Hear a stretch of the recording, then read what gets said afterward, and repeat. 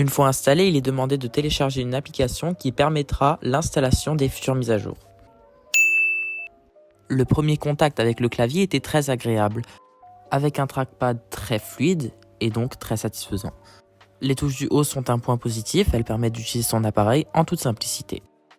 Par contre, un point qui m'a énormément énervé est le temps d'installation de son clavier. Mais une fois installé, l'expérience est incroyable.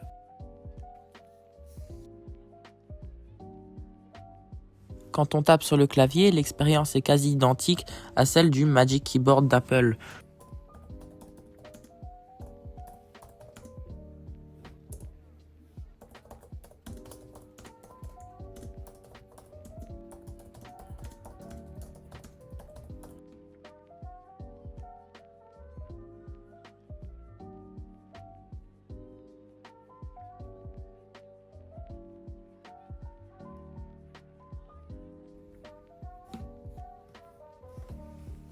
Pour moi, le fait de pouvoir retirer la tablette du clavier pour pouvoir regarder un film ou une série, par exemple, est un avantage indéniable.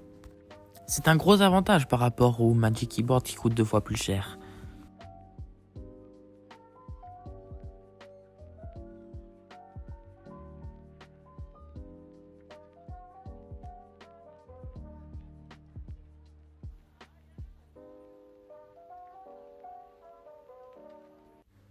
En l'essayant pendant longtemps, j'ai vraiment adoré le fait de pouvoir alterner entre une tablette normale et, entre guillemets bien sûr, un ordinateur portable.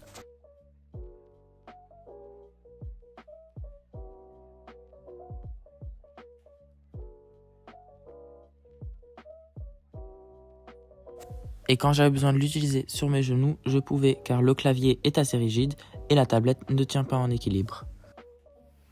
C'est vraiment pas gênant comme on pourrait le penser, mais c'est assez agréable de taper sur ses genoux.